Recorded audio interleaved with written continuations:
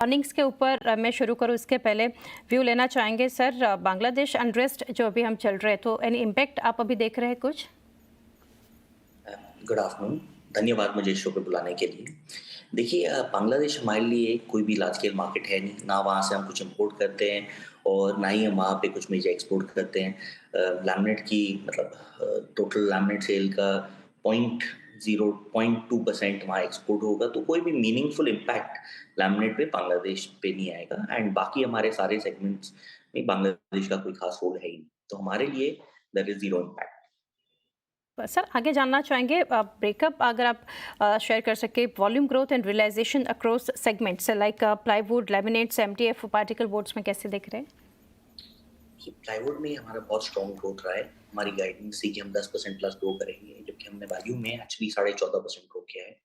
MDF में हमने करीब 25% ग्रो किया है।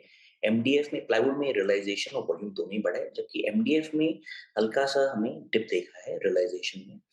इसका मेन रीज़न है comparative pressure in the market. मुझे लगता है कि जो नए रियलाइजेशंस हैं, अभी के लिए ये मोर और लेस स्टेबल रहेंगे। अगर मार्केट में कोई प्राइस इंक्रीज़ आता है, तब ये बढ़ सकते हैं, अदरवाइज़ अभी रियलाइजेशन बहुत अधिक इंक्रीज़ नहीं देख पा रहा हूँ।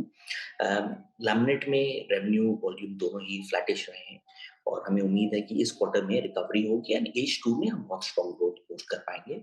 पार्टिकल बोर्ड में जो परफॉर्मेंस रहा है, मोर और लेस यही परफॉर्मेंस कंटिन्यू करेगा साल के लिए, जब तक हमारा नया लाइन नहीं आता है।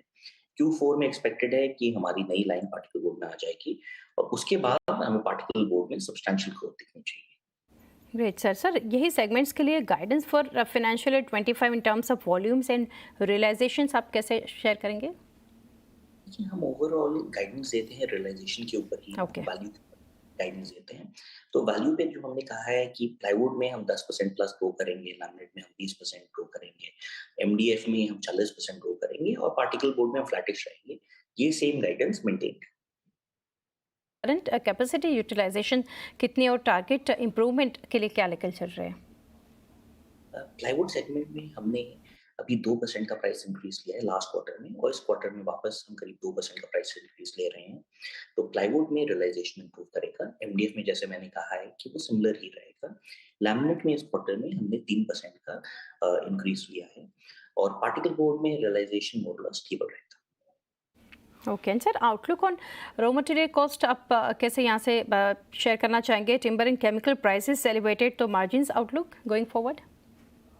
जैसे मैंने आपको कहा है कि हमारे स्टेडी स्टेट मार्जिन्स जो हमने गाइडेंस दिया है 12 से 14%, प्लाईवुड के लिए लैमिनेट के लिए 10 से 12%, एमडीएफ और पार्टिकल बोर्ड के लिए 15%। हमारी उम्मीद है कि हम इसे मेंटेन कर पाएंगे।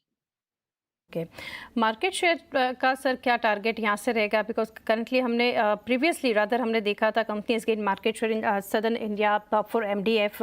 तो ओवरऑल आप क्या मार्केट शेयर टारगेट लेकर चल रहे हैं? देखिए प्लाईवुड में हम ऑलरेडी मार्केट लीडर हैं और यहाँ पे मार्केट शेयर हम डेफिनेटली गेन कर रहे हैं। मुझे लगता है कि हम कंटिन्यूअसली मार्केट शेयर गेन करेंगे।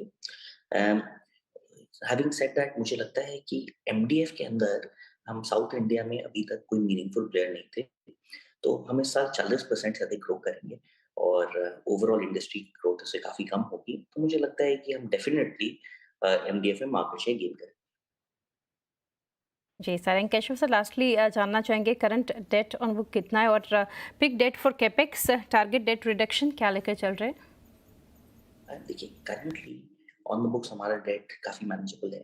आई थिंक हमारा डेट अभी भी एबिटा से कम है और आगे जाके क्योंकि इस साल हमारे सारे मेजर केपेक्स खत्म हो जाएँगे, तो अगले साल आपको सब्सटैंशियल रिडक्शन इन डेट दिखेगा और ये कंटिन्यू करेगा जब तक हमारे पास कोई नया केपेक्स आता नहीं है। अभी तक हमारे पास इसके बियॉन्ड कोई भी खास फ्रोज़न केपेक्स है नहीं। Keshav sir, thank you for connecting and best wishes for coming quarters. Thank you.